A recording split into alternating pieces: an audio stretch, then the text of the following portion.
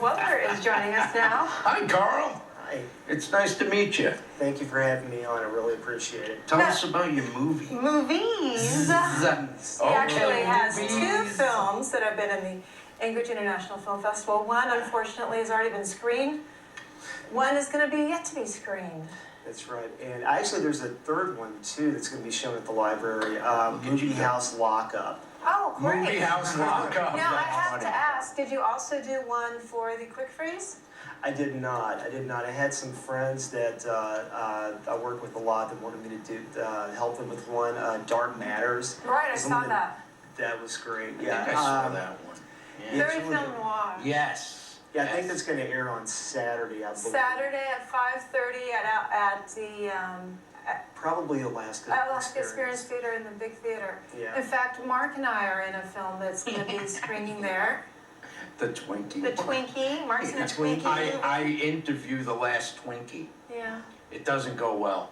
For him, at least. Hysterical. For me, it did. For you, it went really well. It went well for me, but not Mr. Twinkie. Maybe we can do one called The Truth Behind Our Vanishing Twinkies. Yes. That could be. That'll be our Because you did a film called The Truth Behind Our Vanishing Glaciers.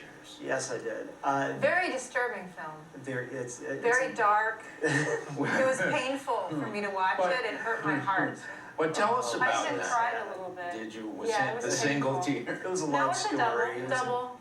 coming Boy of age gets love girl, story. yeah. But I think Leonardo DiCaprio wanted to be casted in it, but we just couldn't. And I can understand why, because the actor that you did use as the big R, I think made a much better job than Leonardo would have. He seemed very committed to his role, and I don't know that you would want Leonardo playing with the blowtorch like that. That's right. He was a natural for it. Actually, what happened, it's kind of funny. The Truth Behind the Vanishing Glaciers, that has really taken on a life of its own. It's pretty, I was working on Alaska Tier 2 Zombie Hunter all summer. And we were doing Movie House Lockup and things like that. And we were actually dip netting at the Copper River, gonna dip net, and that kind of got flooded out. So my two boys and I were driving back from Chitna, and we just started brainstorming on the long drive back. We thought, well, what if we do this? What if we do that? We had none of my cameras, no audio equipment, no nothing, but we just really wanted to do something. We started getting this insight. Yeah. We had a very strong concept.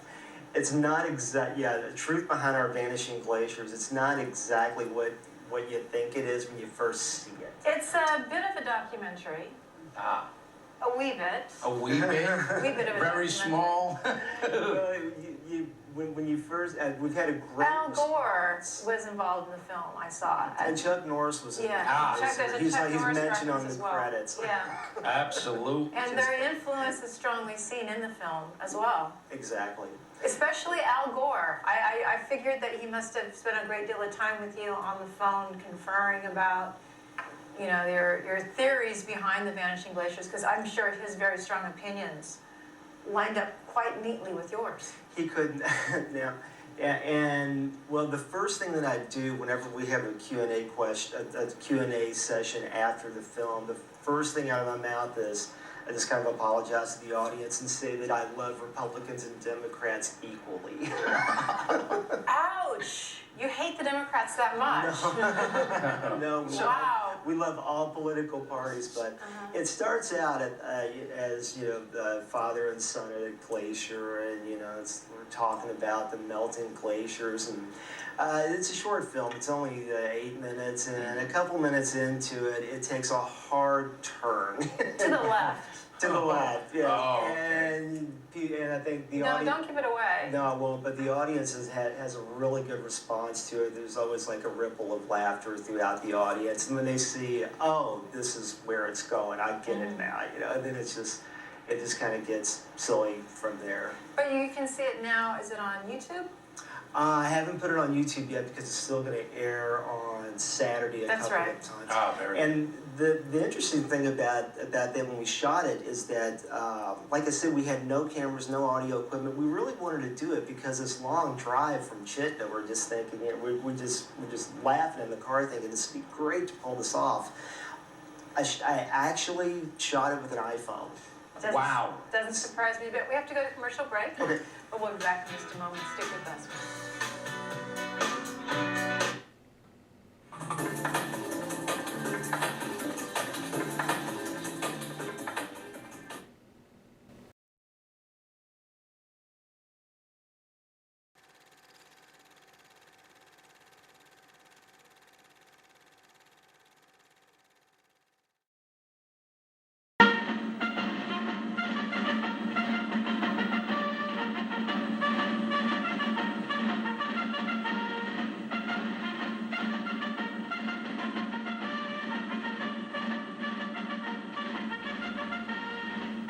Alaska needs zombie hunters. Our 49th state needs your help to take down the zombie population as an Alaskan Tier 2 zombie hunter. As a Tier 2 hunter, you'll feel a sense of national pride as you take down the undead who are wreaking havoc on our neighbors to the north. Alaska is an untamed wilderness with magnificent glaciers and majestic mountain ranges that seem to go on forever. Yes, as a zombie hunter, you'll be right in the thick of it as you help rid this rugged land of its undead nuisance. You'll be your own boss while working hard in the great outdoors. Every zombie kill must be taken immediately to the nearest outpost station where a highly skilled government employee will assist you. After your zombie kill is confirmed and documented, you'll be paid handsomely for all your hard work. Now it's time to kick up your heels at one of the many local night spots. If you think you have what it takes to become an Alaskan Tier 2 zombie hunter, come join our winning team and help make our 49th state safe for all Americans.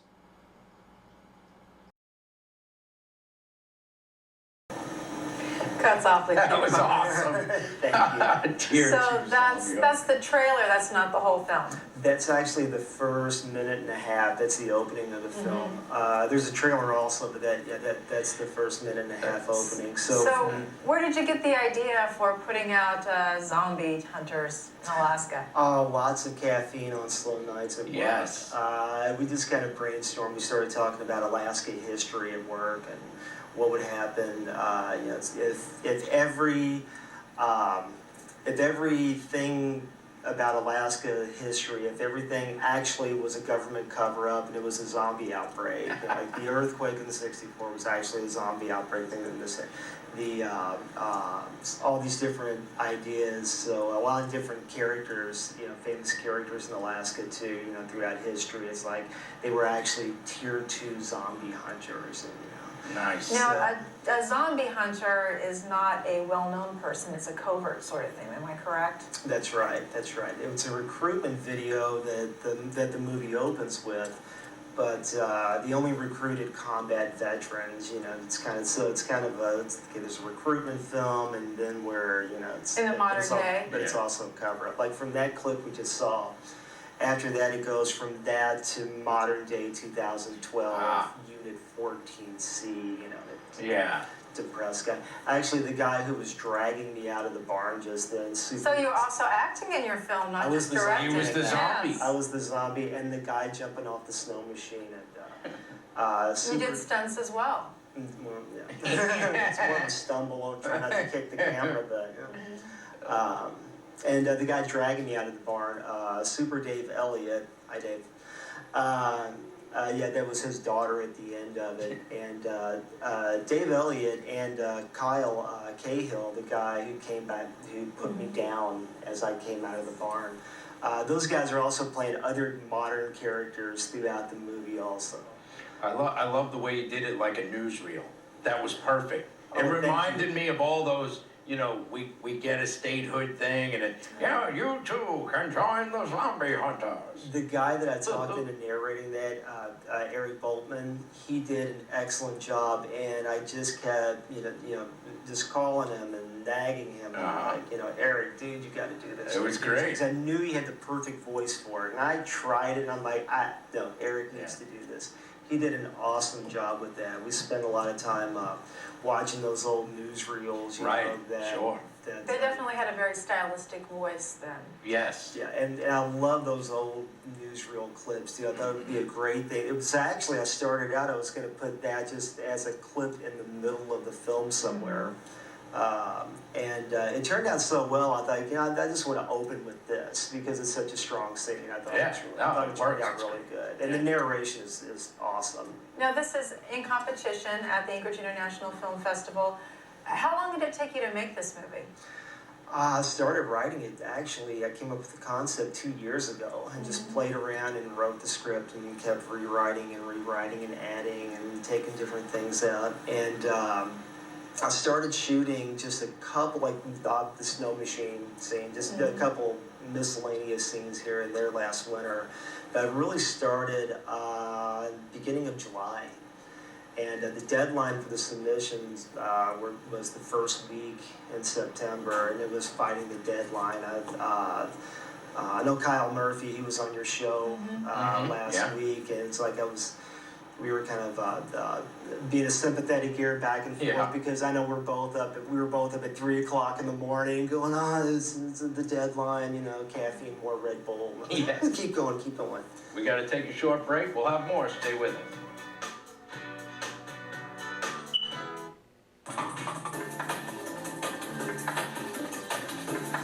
Welcome back. We're visiting with Carl Weber, a local director and filmmaker who has 2 films in the Anchorage International Film Festival. The Truth About Our Vanishing Glaciers, as well as Alaska Tier 2 Zombie Hunters. Joining us now are 2 zombie cubs. Yes. These young lads. There they are. What are Now- their names? This is Nathan and this is Sam. So you guys tossed the idea of the Vanishing Glaciers on the way back, Right. right? So these guys were throwing ideas at you, and I think it's amazing you did it on an iPhone. And that's the great thing about technology nowadays. I mean, it wasn't that long ago where, you know, making an independent film was just completely out of the question because of finances. I mean, you had to use Super 8 film and it has thousands of dollars. Not only that, but analog editing. Yes. You do something wrong, you have to start all over again from scratch. Right. It's the, you know, I mean, I never did anything like that, and I think, you know, it's pretty much out of the regular person's budget. But nowadays, I mean, with high def videos, you can make really high quality stuff. Sure. And the Glacier one, like I said, it was just kind of a challenge. I kept editing in high def and re-editing and rendering, and it actually from an iPhone, it can, you know, you can do stuff like that. The audio's shaky on it, but you know, it is a glacier with a lot of wind too. It does kind of lend to the story, though.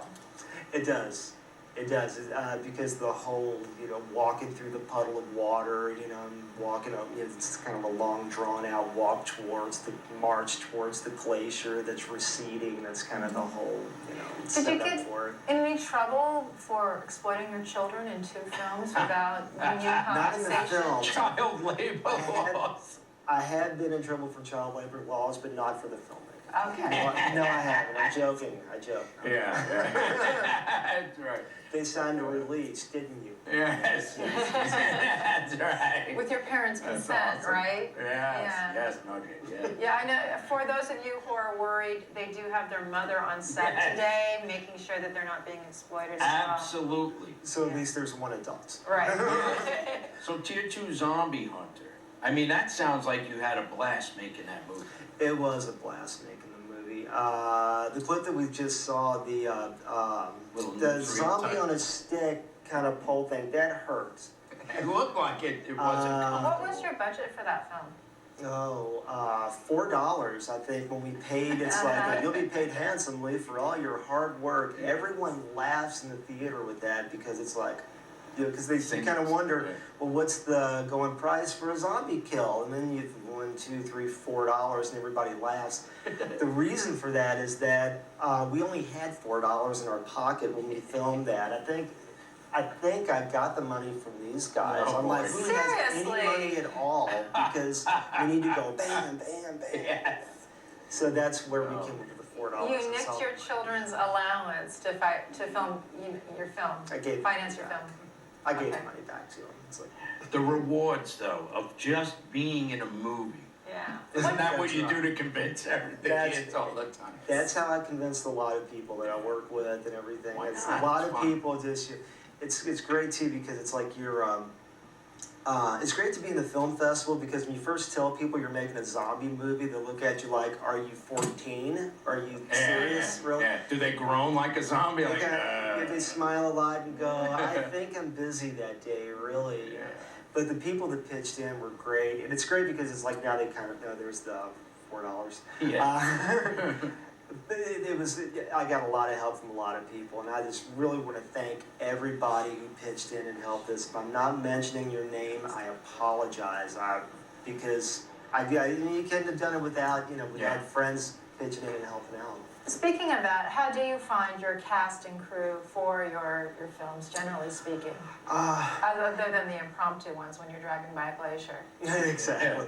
Well, a lot of friends, just word of mouth, a lot of friends. I kind of got in the bind with needed a character for a final scene very close to the deadline. So Alaska Horror Network, I put a 911 panic call out on that. I'm like, please, someone, I need a zombie hunter tomorrow. Blah blah blah blah. I need someone in, to help me out with this. And it was raining. It was like less than 24-hour notice. And right out of nowhere, Steve Sterling just came out of nowhere. I'd never met the guy before. And I posted this on the website. He responded within 10 minutes. "I'm off tomorrow, where are you at?"